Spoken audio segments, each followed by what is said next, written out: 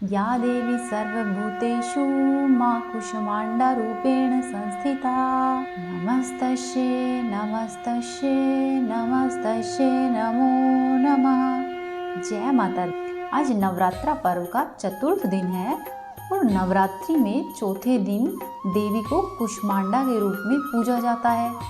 अपनी मंद और हल्की सी हंसी के द्वारा अंड यानी कि ब्रह्मांड को उत्पन्न करने के कारण ही देवी को कूष्मांडा नाम से सम्मानित किया गया है। जब षष्ठी नहीं थी तब चारों तरफ अंधकार ही अंधकार था, तब इन्हीं देवी ने अपनी हास्य से ब्रह्मांड की रचना की थी। इसीलिए इसे षष्ठी की आदि स्वरूपा या फिर आदि शक्ति कहा जाता है। माँ कूष्मांडा की 8 भुजाएं हैं, इसीलिए ये अष्टभुजा कहलाई। इनके 7 हाथों में क्रमशः कमंडल, धनुष, बाण, कमल पुष्प, अमृतपूर्ण कलश, चक्र और गदा है। और माता के 8वें हाथ में सभी सिद्धियों और निधियों को देने वाली जप की माला है। इन देवी का वाहन सिंह है और इन्हें कुम्भड़े की बलि अत्यधिक प्रिय है। कुम्भड़े को कूष्मांड कहते हैं, इसीलिए इन देवी को कूष्मांडा कहा गया है। इन देवी का वास सूर्यमंडल के भीतर के लोक में है, इसीलिए सूर्यलोक में रहने की क्षमता केवल इन्हीं के अंदर है। इसीलिए ही देवी कूष्मांडा का शरीर कांति और सूर्य की प्रभा के समान ही प्रदीप्त होता है। इन्हीं के तेज से दशों दिशाएं आलोकित होती है और ब्रह्मांड की सभी वस्तुओं और प्राणियों में इन्हीं का तेज व्याप्त है। स्थिर और पवित्र मन से नवरात्रि के चौथे दिन माँ कूष्मांडा की पूजा और आराधना करनी चाहिए। इनकी भक्ति करने से मनुष्य के रोग और शोकों का विनाश होता है। साथ ही मनुष्य आयु, यश, बल और आरोग्य प्राप्त करता है। माता की पूजा करने से साधक को सुख, समृद्धि और उन्नति प्राप्त होती है। पौराणिक कथा के अनुसार चिरकाल में त्रिदेव यानी कि ब्रह्मा जी, विष्णु जी और महेश ने जब षष्ठी की रचना करने की कल्पना की, उस समय समस्त ब्रह्मांड में चारों तरफ घोर अंधकार छाया था। पूरा ब्रह्मांड स्तब्ध था, उसमें न ही कोई राग था और न ही कोई ध्वनि थी, केवल सन्नाटा ही पसरा हुआ था। उस समय त्रिदेव ने जगत जननी आदिशक्ति माँ दुर्गा की सहायता ली। जगत जननी आदिशक्ति माँ दुर्गा के चौथे स्वरूप यानी कि माँ कूष्मांडा ने तत्क्षण ही ब्रह्मांड की रचना कर दी। कहते हैं कि ब्रह्मांड की रचना माँ कूष्मांडा ने अपनी मंद मुस्कान से की है। माँ के मुखमंडल पर फैली हुई मंद मुस्कान से समस्त ही ब्रह्मांड प्रकाशवान हो उठा और ब्रह्मांड की रचना अपनी मुस्कान से करने के कारण ही जगत जननी का नाम कूष्मांडा पड़ा है। माँ का निवास स्थान सूर्यलोक है। शास्त्रों में कहा गया है कि माँ कूष्मांडा सूर्यलोक में निवास करती है। ब्रह्मांड की रचना करने वाली माँ कूष्मांडा के मुखमंडल पर उपस्थित तेज भी सूर्य के समान ही प्रकाशवान है। माँ सूर्यलोक के अंदर और बाहर दोनों जगह पर निवास करती है। माता के मुख पर बिखरी हुई मुस्कान से षष्ठी की पलकें झपकना शुरू हो गई, जिसके कारण फूल में अंड का जन्म होता है। उसी प्रकार कुसुम अर्थात फूल के समान ही माता की हंसी से ब्रह्मांड का जन्म हुआ। इसीलिए यह देवी कूष्मांडा के रूप में विख्यात हुई। इनका निवास स्थान सूर्यमंडल है। माता सूर्यमंडल को अपने संकेत से नियंत्रित करती है। जो भी भक्तगण माता की प्रेम पूर्वक और पूरी श्रद्धा से स्थिर मन से पूजा पाठ करते हैं, उन भक्तों को रोग और शोकों का विनाश होता है। साथ ही भक्तों की आयु, विद्या, यश, बल और आरोग्य प्राप्त होते हैं। माता कूष्मांडा अपने भक्तों को आदि और व्याधियों से मुक्त करती है और उसे सुख, समृद्धि और उन्नति प्रदान करती है। एक बार प्रेम पूर्वक बोली कूष्मांडा माते की जय, अम्बे माते की जय। अब आप सुनिए माता रानी की दूसरी कहानी। जो भी भक्त इस कथा को भक्ति पूर्वक पढ़ता या फिर सुनता है, उसकी सभी मनोकामनाएं पूर्ण होती है, साथ ही सुख समृद्धि बढ़ती है व शत्रुओं का विनाश होता है। आइए शुरू करते हैं। एक बार की बात है, एक गांव था। उस गांव के बाहर माता काली का एक मंदिर था और शाम होते ही उस तरफ कोई भूले से भी नहीं जाता था। यहाँ तक कि मंदिर का पुजारी भी अंधेरा छाने से पहले ही मंदिर में दिया जलाता, आरती वगैरह करता और माँ को शयन करा के जल्दी से वहाँ से विदा हो जाता। मंदिर के पीछे रेत का एक बड़ा सा टीला हुआ करता था और उस टीले के पास ही एक बड़ी सी नहर बहती थी। उसी गांव में माता रानी का एक बड़ा ही अनन्य भक्त रहता था। वह लोगों के लाख मना करने के बावजूद भी जाड़े, गर्मी, बरसात और चाहे कैसा भी मौसम हो, रात को खाना खाने के बाद वो नहर को पार करके मंदिर में माथा टेकने जरूर जाता था। ऐसे ही एक बार की बात है, एक सर्दी की रात थी और वातावरण में गहरी धुंध छाई हुई थी। चूँकि वह बहुत पुराना समय था, इसीलिए घड़ी का उतना चलन नहीं था। वह बुजुर्ग घर पर खाना खाने के बाद अपने डेरे पर चले गए और गायों की देखभाल करने लगे। वहाँ पर उस दिन उसे कुछ ज़्यादा ही देर हो गई। उसने देखा कि आसमान में धुंध की वजह से चांद नहीं दिखाई दे रहा है, तो उसे ठीक ठीक समय का अंदाज़ा नहीं लगा और उसने अपने शरीर पर कंबल डाला और रोज ही की तरह वह माता जी के मंदिर की तरफ बढ़ चला। चूँकि उस समय नहर में पानी घुटनों से ज़्यादा नहीं होता था, तो पार करने में ज़्यादा परेशानी नहीं होती थी। जाड़े की उस रात में जब वह बुजुर्ग मंदिर के पास पहुंचा, तो दूर दूर तक सन्नाटा और भाए भाए की आवाज़ आ रही थी। एक पल के लिए वह बहुत अधिक डर गया और उसके पैर कँपकँपाने लगे। उसकी आंखें अचानक से खुद ही बंद हो गई। थोड़ी ही देर में उसे आभास हुआ कि उसके आसपास कई सारे लोग महसूस हो सकते हैं, जो कि धीरे धीरे से उसे अपने घेरे में लेने की कोशिश कर रहे हैं। तब उसने माँ से प्रार्थना की कि हे माता, क्या आज की रात तुम्हारे धाम पर ही मेरी जीवन लीला समाप्त हो जाएगी। इस तरह से उस बुजुर्ग ने मन ही मन माता रानी से गुहार लगाई।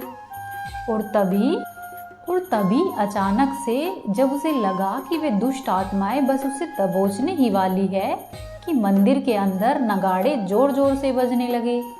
वह बुजुर्ग चौंके कि रात के इस वक्त मंदिर में कौन बैठकर नगाड़े बजा रहा है।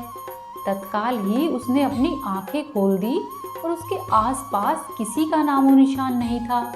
अचानक ही उसकी नज़र मंदिर के द्वार की ओर उठी। मंदिर का द्वार खुला हुआ था और उसमें से साक्षात काली माँ बाहर आ रही थी। और काली माँ उसके पास आई और बोली कि क्यों रे, यही समय मिला है तुझे मेरे पास आने का? जानता नहीं है कि ये समय मेरे शयन का है। अभी यदि मुझे थोड़ी देर हो जाती तो तू जिंदा नहीं रहता।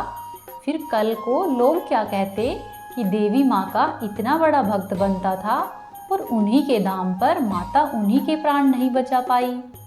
तब वह हाथ जोड़कर बोला कि हे माई, ये तो मेरा रोज का नियम है, आज मैं इसे कैसे नागा कर देता। इतना कहकर उसकी आंखों से अश्रुधारा बह निकली और वह माता के चरणों में लौट गया। तब माता बोली कि पगले, रोज से आज ज़्यादा देर तक कर दिया है तूने, अभी आधी रात का समय हो गया है। तब वह भक्त बोला कि माई, मुझसे गलती हो गई, मुझे समय का पता ही नहीं चला, पर मैं क्या करूं, जब तक मैं आपके दर्शन नहीं कर लेता मुझे संतोष ही नहीं मिलता है। तब माँ बोली कि जानती हूँ रे, इसीलिए तो पहली बार किसी के सामने साक्षात आई हूँ, पर तू भी अब ये मूर्खता छोड़ दे। तब वह भक्त बोला कि माई, ये तो मेरी भक्ति है, यदि मैं आपके दर्शन नहीं करूँगा तो मैं जीवित कैसे रहूँगा। तब माता काली बोली कि निसंदेह तुम्हारी भक्ति उत्कृष्ट है, इसीलिए तो कह रही हूँ कि आज के बाद रात में तुझे यहाँ आने की कोई आवश्यकता नहीं है। तू अपने घर से ही मुझको प्रणाम कर लेना, मैं वहीं से स्वीकार कर लूँगी, और जब दर्शन को जी चाहे तब दिन में मेरे पास आ जाना। चल, अब मैं तुझे तुम्हारे घर पर छोड़ देती हूँ। तब भक्त बोला कि माई क्षमा करे, आपने मुझे साक्षात दर्शन दे दिए हैं, अब मेरा जीवन धन्य हो गया है। अब आपको कष्ट देकर मुझे नरक में नहीं जाना है। हे माता, आप वापस से मंदिर में जाए, मैं स्वयं ही घर चला जाऊंगा। ऐसा कहकर भक्त ने माता के सामने हाथ जोड़ लिए। तब माता काली बोली कि तू चुपचाप चल, मैं तुझे घर छोड़कर ही वापस आऊंगी। फिर भक्त ने कुछ नहीं कहा और आगे आगे माता रानी और पीछे पीछे भक्त चले। दोनों नहर के पास पहुँचे ही थे कि उस भक्त का शरीर झुंझुना गया। सामने से सफ़ेद धोती और खड़ाऊ पहने हुए एक वृद्ध आदमी आ रहे थे। उस वृद्ध आदमी ने आगे आकर माता रानी के चरणों में प्रणाम किया और माता रानी से बोले कि हे माई, ये आपको कहाँ से मिल गया।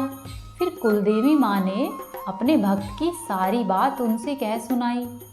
तब माता रानी के भक्त ने आगे बढ़कर उन सफ़ेद वस्त्रों में आए हुए वृद्ध के चरणों में माथा टेका और बोले कि हे प्रभु, आप कौन हैं?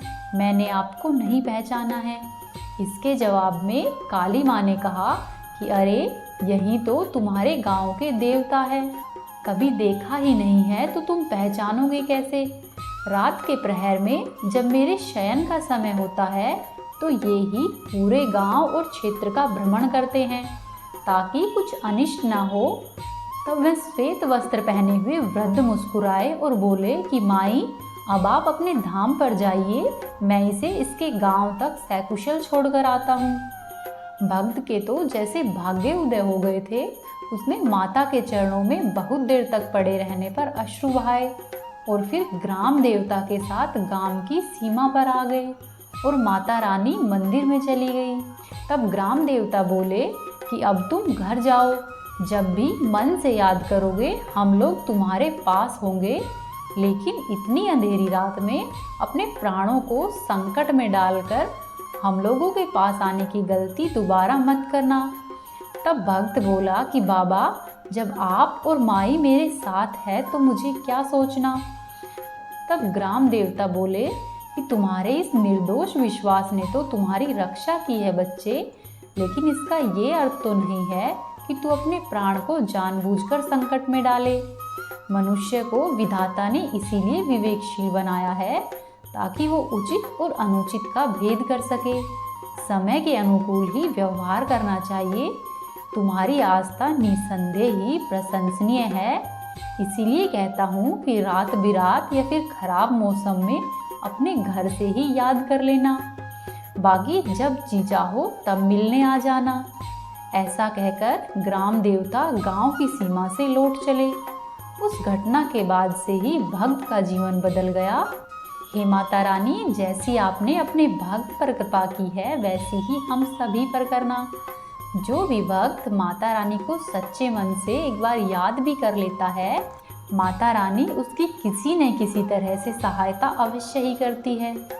हे माता रानी, जो भी भक्त आपके प्रेम पूर्ण जयकारे लगाए या फिर आपको याद करे, उसकी सभी मनोकामना और उसके जीवन की समस्या का हल करना। बोलो अम्बे माते की जय, बोलो माँ काली की जय, बोलो ग्राम देवता की जय। अब आप सुनिए दूसरा अध्याय। इससे पहले एक बार प्रेम पूर्वक दोनों हाथ उठाइए और बोलिए अम्बे माते की जय। जो कमल के आसन पर बैठी हुई है, प्रसन्न मुख वाली महिषासुर मर्दनी भगवती महालक्ष्मी है, मैं उनकी वंदना करती हूँ। जो अपने हाथों में अक्षमाला, फरसा, गदा, बाण, वज्र, पद्म, धनुष, दंड, शक्ति, खड्ग, ढाल, शंख, घंटा, मधुपात्र, शूल, पाश और चक्र धारण करती है, मैं उन भगवती देवी को प्रणाम करती हूँ। हे भगवती देवी, आपके चरणों में मेरी श्रद्धा सदा ही बनी रहे।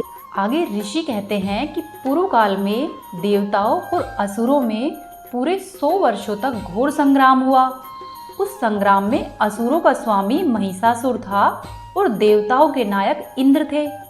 उस युद्ध में देवताओं की सेना महाबली असुरों से परास्त हो गई थी।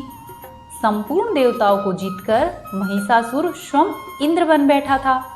तब पराजित देवता प्रजापति ब्रह्मा को आगे करके उस स्थान पर गए जहाँ पर भगवान शंकर और विष्णु जी विद्यमान थे। देवताओं ने महिषासुर के पराक्रम तथा अपनी पराजय का पूरा वृतांत उन दोनों देवेश्वरों से विस्तार पूर्वक कह सुनाया। देवता बोले कि हे भगवान, महिषासुर सूर्य बनकर स्वयं तपता है, इंद्र बनकर राज्य करता है अग्नि बनकर दूसरों को प्रज्वलित कर रहा है, वह वायु बनकर स्वयं बहता है। चंद्रमा, यम, वरुण तथा अन्य देवताओं के भी अधिकार छीन लिए हैं एवं स्वयं ही सबका अधिष्ठाता बन बैठा है।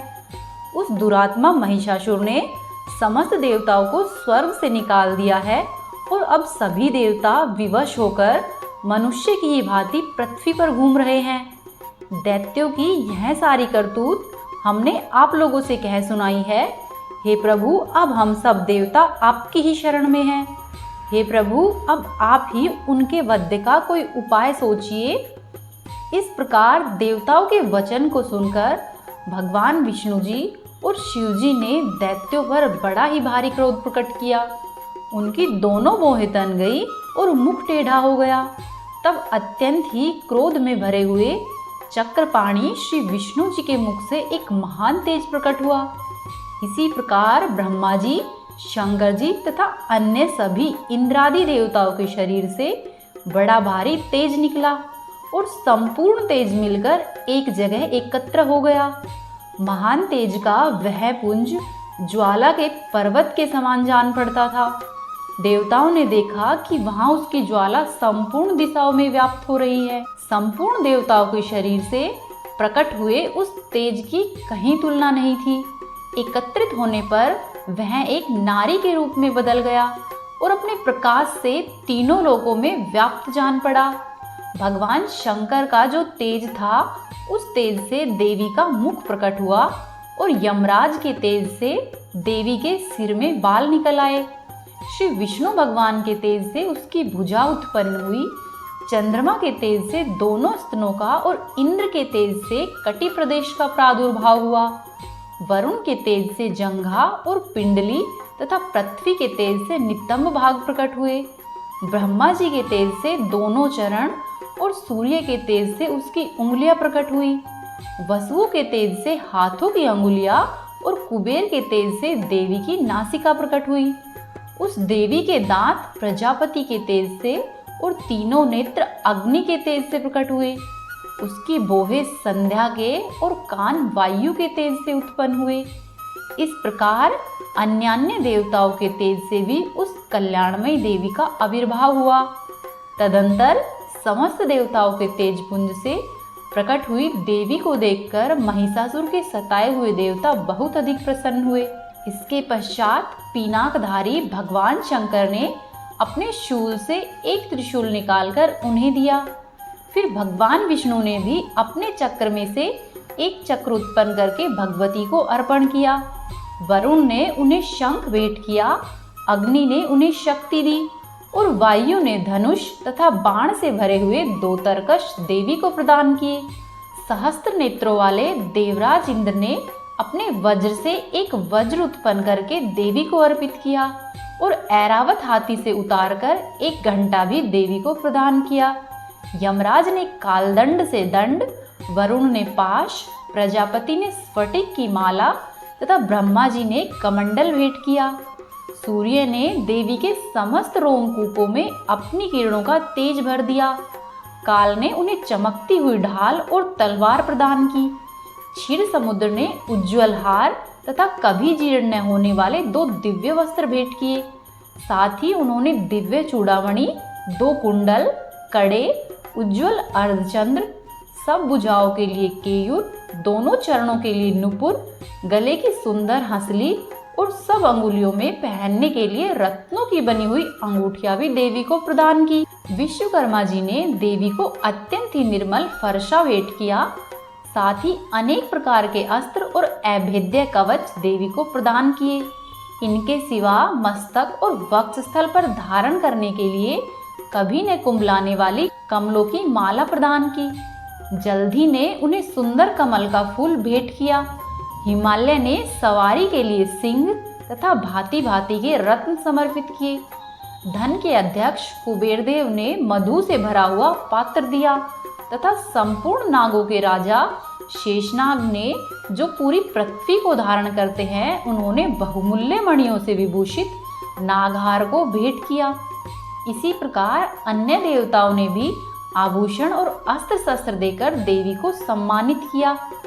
तत्पश्चात देवी ने बारंबार अट्टहास पूर्वक उच्च स्वर से गर्जना की। उनके भयंकर नाद से संपूर्ण ही आकाश गुंजायमान हो उठा।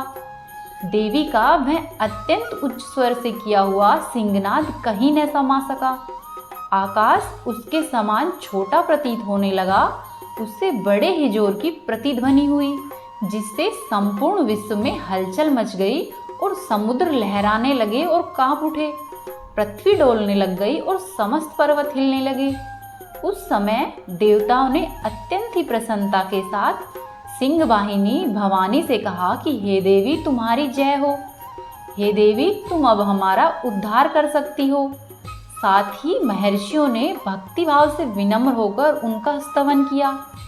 संपूर्ण त्रिलोकी को क्षोभग्रस्त देखकर दैत्यगण अपनी समस्त सेना को कवच आदि से सुसज्जित करके हाथों में हथियार लेकर सहसा ही उठकर खड़े हो गए।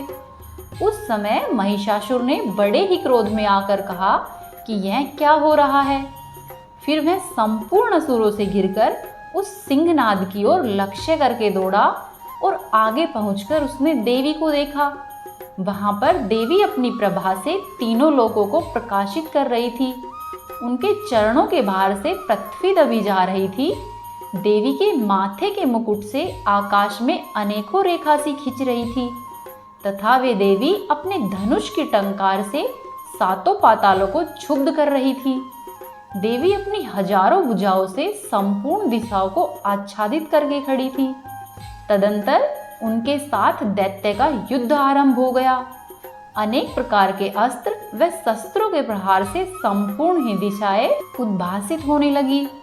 चिक्षुर नामक महान असुर महिषासुर का नायक था। वह देवी के साथ युद्ध करने लगा। अन्य दैत्यों की चतुरांगिनी सेना को साथ लेकर चामर भी लड़ने के लिए आ पहुंचा। 60,000 रथियों के साथ आकर उदग्र नामक महादैत्य ने लोहा लिया। 1 करोड़ रथियों को साथ लेकर महाहनु नामक दैत्य युद्ध करने लगा। जिसके रोए तलवार के समान तीखे थे, वह असिलोमा नामक महादैत्य 5 करोड़ रथी सैनिकों के सहित युद्ध में आकर खड़ा हो गया। 60 लाख रथियों से घिरा हुआ बाष्कल नामक दैत्य भी उस युद्ध भूमि में लड़ने लगा। परिवारित नामक राक्षस हाथी सवार और घुड़सवारों के अनेक दलों तथा 1 करोड़ रथियों की सेना को लेकर युद्ध करने लगा। विडाल नामक दैत्य 5 अरब रथियों से घिरकर लोहा लेने लगा। इनके अतिरिक्त और भी हजारों महादैत्य रथ, हाथी और घोड़े की सेना को लेकर वहां पर देवी के साथ युद्ध करने लग गए। स्वयं महिषासुर भी उस रणभूमि में कोटि कोटि सहस्त्र रथ, हाथी और घोड़े की सेना के साथ घिरकर आ खड़ा हुआ।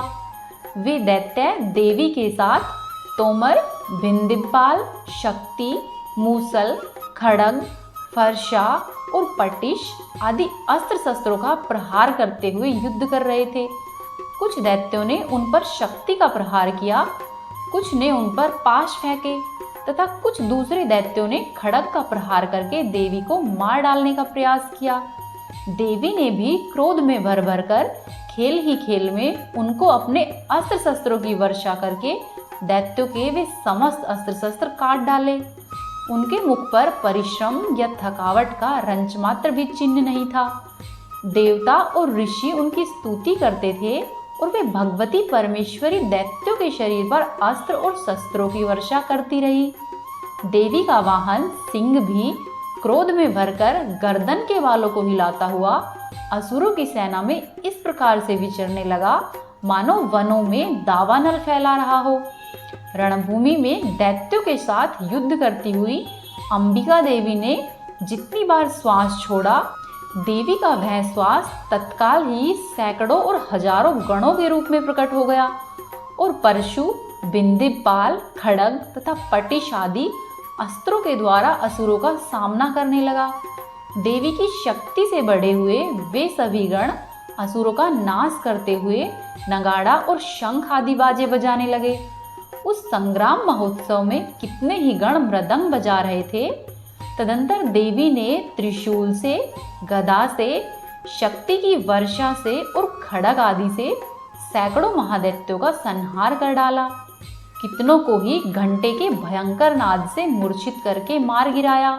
देवी ने बहुतेरे दैत्यों को पास से बांधकर धरती पर घसीटा। कितने ही दैत्य उनकी तीखी तलवार की मार से दो टुकड़ों में कट गए। कितनी ही गदा की चोट से घायल होकर पृथ्वी पर सो गए। कितने ही दैत्यों की मूसल से मारकर आहत होने पर रक्त वमन करने लगे। कुछ दैत्य सूल से छाती फट जाने के कारण पृथ्वी पर ढेर हो गए। उस रणांगण में बाण समूहों की वृष्टि से कितनी ही असुरों की कमर टूट गई। बाज की तरह झपटने वाले देवपीड़क दैत्यगण अपने प्राणों से हाथ धोने लगे। किन्हीं की बाहें छिन्न भिन्न हो गई। कितनों की ही गर्दन कट गई। कितने ही दैत्यों के मस्तक कट कट कर गिरने लगे। कुछ लोगों के शरीर मध्य भाग में ही विदर्ण हो गए। कितने ही महादैत्य जांघें कट जाने से पृथ्वी पर गिर पड़े। कितने ही दैत्यों की देवी ने एक बाह, एक पैर और एक नेत्र वाले करके दो टुकड़ों में चीर डाला। कितने ही दैत्य मस्तक काटे जाने पर गिरकर फिर उठ जाते और केवल धड़ के ही रूप में अच्छे अच्छे हथियार हाथ में लेकर देवी के साथ फिर से युद्ध करने लगते। दूसरे कबंध युद्ध के बीजों की लय पर नाचते। कितने ही बिना सिर के धड़, हाथों में खड़ग, शक्ति और रिष्टि लिए हुए दौड़ते तथा दूसरे दूसरे महादैत्य ठहरो ठहरो ऐसा कहते हुए देवी को युद्ध के लिए ललकारते थे। जहाँ वह घोर संग्राम हुआ था वहाँ की धरती देवी के गिराए हुए रथ, हाथी, घोड़े और असुरों की लाशों से ऐसे पट गई थी कि वहाँ पर चलना असंभव हो गया था। दैत्यों की सेना में हाथी, घोड़े और असुरों के शरीर से इतनी अधिक मात्रा में रक्तपात हुआ था कि थोड़ी ही देर में वहाँ पर खून की बड़ी बड़ी नदियाँ बहने लगी। जगदम्बा ने असुरों की विशाल सेना को क्षण भर में ही नष्ट कर दिया। ठीक उसी तरह से जैसे तिनके और काठ के भार ढेर को आग कुछ ही क्षणों में भस्म कर देती है, और देवी का सिंह भी गर्दन के बालों को जोर जोर से हिला हिलाकर गर्जना करता हुआ दैत्यों के शरीर से मानो उनके प्राण चुन लेता था। वहां देवी के गणों ने भी उन महादैत्यों के साथ ऐसा युद्ध किया जिसमें आकाश के खड़े हुए देवतागण उन पर बहुत ही संतुष्ट हुए और सभी देवतागण फूल बरसाने लगे। बोलो ओमकार शेरावाली का बोल साचे दरबार की जय। दूसरा अध्याय यहीं पर समाप्त हुआ। अब आप सुनेंगे तीसरा अध्याय। अब आप सुनिए तीसरा अध्याय। अध्याय शुरू करने से पहले एक बार सभी प्रेम पूर्वक बोलेंगे अम्बे माते की जय। आगे ऋषि कहते हैं कि हे राजन, दैत्यों की सेना को इस प्रकार से तहस नहस होता हुआ देखकर महादैत्य सेनापति चिक्षुर क्रोध में भरकर अंबिका देवी से युद्ध करने के लिए आगे बढ़ा। वह असुर रणभूमि में देवी के ऊपर इस प्रकार से बाणों की वर्षा करने लगा जैसे बादल मेरुगिरी के शिखर पर पानी की धार गिरा रहे हो। तब देवी ने अपने बाणों से उसके बाण समूह को अनायास ही काटकर उसके घोड़े और सारथी को भी मार डाला। साथ ही उसके धनुष तथा अत्यंत ऊंची ध्वजा को भी तत्काल ही काट गिराया। धनुष कट जाने पर उसके अंगों को अपने बाणों से बींध डाला। धनुष, रथ, घोड़े और सारथी के नष्ट हो जाने पर वह असुर ढाल और तलवार लेकर देवी की ओर दौड़ा। उसने तीखी धार वाली तलवार से सिंह के मस्तक पर चोट करके देवी की भी बाएं भुजा में बड़े ही वेग से प्रहार किया। हे राजन, देवी की बाह पर पहुंचते ही वह तलवार टूट गई। फिर तो क्रोध से लाल आंखें करके उस राक्षस ने शूल हाथों में ले लिया और उसे उस महादैत्य ने भगवती भद्रकाली के ऊपर चलाया। वह शूल आकाश से गिरते हुए सूर्यमंडल की ही भांति अपने तेज से प्रज्वलित हो उठा।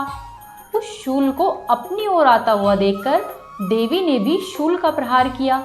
उससे राक्षस के शूल के सैकड़ों टुकड़े हो गए। साथ ही महादैत्य चिक्षुर की भी धज्जियां उड़ गई। वह अपने प्राणों से हाथ धो बैठा। महिषासुर के सेनापति उस महापराक्रमी चिक्षुर के मारे जाने पर देवताओं को पीड़ा देने वाला चामर हाथी पर चढ़कर वहां आया। उसने भी देवी के ऊपर शक्ति का प्रहार किया, किंतु जगदम्बा ने उसे अपने हुंकार से ही आहत कर गिराया और निष्प्रभ करके तत्काल ही पृथ्वी पर गिरा दिया। शक्ति टूटकर गिरी हुई देख चामर को बड़ा ही क्रोध आया। और अब उसने शूल को चलाया, किंतु देवी ने उसे भी अपने बाणों के द्वारा काट डाला। इतने में ही देवी का सिंह उछलकर हाथी के मस्तक पर चढ़कर बैठ गया और उस दैत्य के साथ खूब जोर लगाकर बाहु युद्ध करने लगा। वे दोनों लड़ते लड़ते हाथी से पृथ्वी पर आ गिरे और अत्यंत ही क्रोध में भरकर एक दूसरे पर बड़े ही भयंकर प्रहार करते हुए लड़ने लगे। तदंतर सिंह बड़े ही वेग से आकाश की ओर उछला और उधर से गिरते समय उसने पंजों की मार से चामर का सिर धड़ से अलग कर दिया। इसी प्रकार उदग्र भी शिला और वृक्ष आदि की मार खाकर रणभूमि में देवी के हाथ से मारा गया तथा कराल भी दांतों, मुक्कों और थप्पड़ों की चोट से धराशायी हो गया। क्रोध में भरी हुई देवी ने गदा की चोट से उद्दत का कचूमर निकाल डाला, भिंदिम पाल से वाशकल को तथा बाणों से ताम्र को और अंधक को मौत के घाट उतार दिया। तीनों नेत्रों वाली परमेश्वरी ने त्रिशूल से उग्रास्य, उग्रवीर्य तथा महाहनु नामक दैत्यों को मार डाला। तलवार की चोट से विडाल के मस्तक को धड़ से काट गिराया। दुर्धर और दुर्मुख इन दोनों को भी अपने बाणों से यमलोक भेज दिया। इस प्रकार अपनी सेना का संहार होता हुआ देखकर महिषासुर ने स्वयं भैंसे का रूप धारण किया और देवी के सामने गणों को त्रास देना आरंभ कर दिया। किन्हीं को अपने सिंग से मारता, किन्हीं पर खुरों का प्रहार करता, किन्हीं किन्हीं को पूंछ से चोट पहुंचाता और कुछ गणों को अपने वेग से, किन्हीं को सिंहनाद से, कुछ को चक्कर देकर और कितने ही गणों को निश्वास वायु के झोंके से धराशायी कर दिया। इस प्रकार गणों की सेना को गिराकर वह असुर महादेवी के सिंह को मारने के लिए झपटा। इससे जगदम्बा को बड़ा ही क्रोध हुआ। उधर महापराक्रमी महिषासुर भी क्रोध में भरकर धरती को अपने खुरों से खोदने लगा तथा अपने सींगों से ऊंचे ऊंचे पर्वतों को उठाकर फेंकने और गरजने लगा। उसके वेग से चक्कर देने के कारण पृथ्वी क्षुब्ध होकर फटने लगी। उसकी पूंछ से टकराकर समुद्र सब ओर से धरती को डुबोने लगा। हिलते हुए सींगों के आघात से विदीर्ण होकर बादलों के टुकड़े टुकड़े हो गए। उसके श्वास की प्रचंड वायु के वेग से उड़े हुए सैकड़ों पर्वत आकाश से गिरने लगे। इस प्रकार क्रोध में भरे हुए उस महादैत्य को अपनी ओर आते हुए देखकर चंडिका ने उसका वध करने के लिए महान क्रोध किया। उन्होंने पास फेंककर उस महान असुर को बांध लिया। उस महासंग्राम में बंध जाने पर भी उसने भैंसे का रूप त्याग दिया और तत्काल ही सिंह के रूप में वह असुर प्रकट हो गया। उस अवस्था में जगदम्बा ज्यों ही उसका मस्तक काटने के लिए तैयार हुई, त्यों ही वह खड्गधारी पुरुष के रूप में दिखाई देने लगा। तब देवी ने तुरंत ही बाणों की वर्षा करके ढाल और तलवार के साथ उस पुरुष को भी बींध डाला। इतनी ही देर में वह असुर महान गजराज के रूप में परिणत हो गया तथा अपनी सूंड से देवी के विशाल सिंह को खींचने और गर्जने लगा। खींचते समय देवी ने तलवार से उसकी सूंड काट डाली। तब उस महादैत्य ने पुनः भैंस का शरीर धारण कर लिया और पहले की ही भांति चराचर प्राणियों के सहित तीनों लोगों को व्याकुल करने लग गया। तब क्रोध में भरी हुई जगत माता चंडिका बार बार उत्तम मधु का पान करने लगी और लाल आंखें करके हंसने लगी। उधर वह बल और पराक्रम के मद से उन्मत्त हुआ राक्षस गरजने लगा और अपने सींगों से चंडी के ऊपर पर्वतों को फेंकने लगा। उस समय देवी अपने बाणों के समूह से उसके फेंके हुए पर्वत को चूर चूर करती हुई बोली। बोलते समय देवी का मुख मधु के मद से लाल हो रहा था और वाणी लड़खड़ा रही थी। देवी ने कहा कि ओ मूढ़, जब तक मैं मधुपान करती हूँ तब तक तू क्षण भर के लिए खूब गर्जना कर ले। मेरे हाथ से यहीं तेरी मृत्यु हो जाने पर अब शीघ्र ही देवता भी गर्जना करेंगे। ऐसा कहकर देवी उछली और उस महादैत्य के ऊपर चढ़ गई। फिर अपने पैर से उसे दबाकर उन्होंने शूल से उसके कंठ में आघात किया। देवी के पैर से दबा होने पर भी महिषासुर अपने मुख से दूसरे रूप में बाहर होने लगा। अभी वह आधे ही शरीर से बाहर निकला था कि देवी ने अपने प्रभाव से उसे रोक दिया। आधा निकला होने पर भी वह महादैत्य देवी से युद्ध करने लगा। तब देवी ने बहुत बड़ी सी तलवार से उसका मस्तक काट गिराया। फिर तो हाहाकार करती हुई दैत्यों की सेना रणभूमि छोड़कर भाग गई तथा संपूर्ण देवता अत्यंत ही प्रसन्न हो गए। देवताओं ने दिव्य महर्षियों के साथ देवी का स्तवन किया। गंधर्वराज गाने लगे और अप्सराएं नृत्य करने लगी। बोलो ओम करस शेरावाली का बोल साचे दरबार की जय।